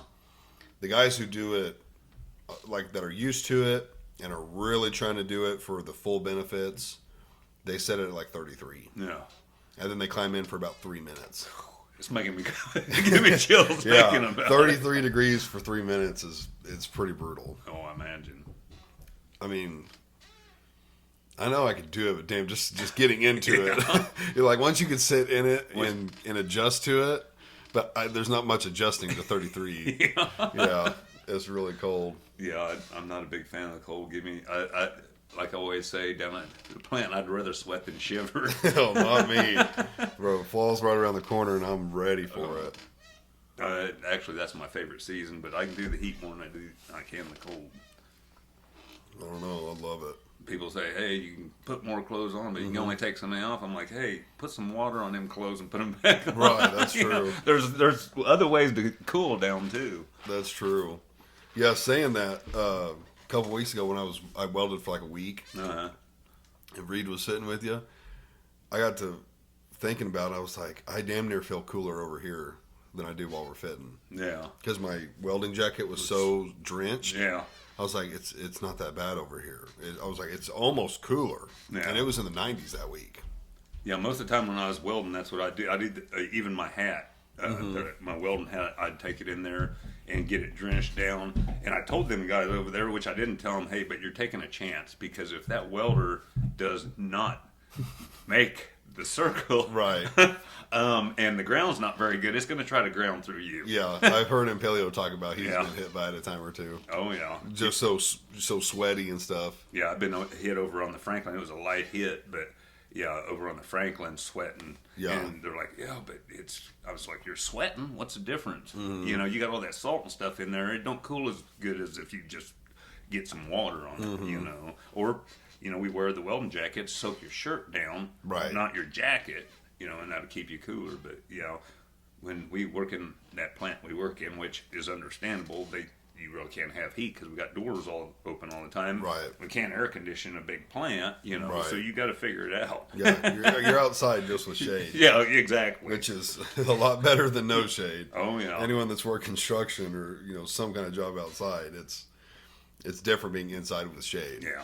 Yeah, you walk outside even after working or welding or whatever, you walk outside in that heat with the sun, you go, oh, it's not too bad in the plant. Yeah, like, it's actually pretty good in here. Yeah, damn, I remember construction, like, being up on the roof and it'd be 100 degrees and you're like, holy shit, this is hot. And then if you're tearing off, you got all that crap all over you. Yeah. And it's like, oh, yeah. That's real heat. Yeah. But no, as far as MMA and MMA's came a long ways. And Absolutely. I didn't know when it first started. I thought, okay, is this going to end up like wrestling or more like boxing? But Chuck Liddell and Jackson. Rampage Jackson. Rampage Randy Jackson. Couture was another one. He was another superstar. Yeah, but they brought that showmanship. I Yes. feel like there's more people in the MMA that are showmen, and than there are in boxing. You know, Yeah. back in the day, you had Larry Holmes running his mouth, you had Ali running his mouth, you had Foreman, this big bull, raw, you Yeah. know, and it was exciting. And I just think everybody, if you compare it to wrestling, people get mad, but wrestling has one of the best showmanships, Right. and can be promoted. It's so promoted, you know, because you Exactly. have all these personalities and all the. It's like Stone Cold said, and he was stunning Steve Austin and all this, and The glass shattering. and he blew up when he blew up, and they're like, they interviewed him and said, how did you blow? Why didn't you do this? He's like, Vince just told me to be me. And I was comfortable instead of playing this guy or that guy. Right. You know, he's like, this is me. And then they showed him on Punked or whatever, and yeah, that's Steve Austin all Like the it's way. actually yeah, him. yeah, that's actually Steve Austin. Right. You know. Yeah, boxing's they gotta get some superstars. They gotta start promoting better. That's at the end of the day, that's what's hurting them. They just don't have one of those it guys Yeah. that luckily MMA has somehow always had. Now they've had the biggest one ever is McGregor. No Yeah. one can deny that. He is Oh, yeah. the biggest it factor the UFC's ever had. They've had other ones like John Jones is one, Chuck Liddell was one. Some of the more current guys, there's holy shit, he's like one of my favorite fighters. I'm spacing on his name. Sugar Sean O'Malley's one right now. Dustin Poirier's one. They've always had superstars, and then they've had a couple standouts, and then McGregor being their biggest. McGregor is their saving grace. Yeah. What he did, he has done more for them than anyone else has as far as bringing in viewers. Yeah. Boxing, I think, used to have that with Ali and Tyson and Holyfield. Like, they had that back in the day, and then, I don't know, something just happened. Well, see, it also comes down to the whole team. Back in the day, you had, I was just thinking of it, and Howard Cosell and Ali. Howard Cosell, and that's me with Joe Rogan. Mm-hmm. If you watch boxing, it's pretty boring on the commentator side. Right. Now you get over to MMA, you got Joe Rogan. Right. You know what I mean? It's so true. It takes the whole full team. It does. And you get good commentators, and then you got guys bringing their personality out. Mm-hmm. You know what I mean? In boxing, and it's like football. If you don't have good commentators, you're sitting there watching the game. Oh, that's a good play, and then you're just like, okay, you're just waiting for another good play, but you're not really truly being entertained. Now the that whole you say time. that, I noticed that because I do watch some boxing. I noticed that they're very sound like a 50s radio station. They're just like, oh, and a knockdown for so and so. And that's like excited as they get, and Rogan's like, oh, I mean, he's like hitting both of the guys and screaming, and I mean, they get into it. Oh yeah. And yeah, when your commentator is just acknowledged basically that someone got knocked down and that's about it. It was like, well, that could have been more exciting had you acted a little more excited. Yeah, more or less like a high-powered Golf. Yeah. You just raise the volume up on it a little bit. Or even how they're announced. Yeah.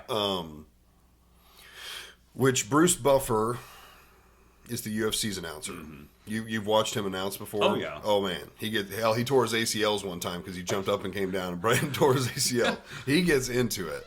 Now, he found out later in life, crazy story, that Michael Buffer is his brother. They're brothers. Oh, I thought they already knew. No. Really? They didn't know that till they were... Michael Buffer's got to be or Bruce Buffer, well, both of them have to be in their 60s. Yeah. They were probably in their, I'm going to say 30s or 40s before they found that out. Yeah, I did not know that. Bruce got into it. Michael was already into it. Oh, yeah. Bruce got into it. And then someone just mentioned to him, you got the same last name as Michael.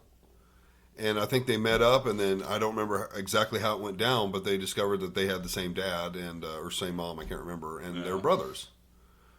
And they just so happened to go into the same career paths, both being announcers for fighting organizations.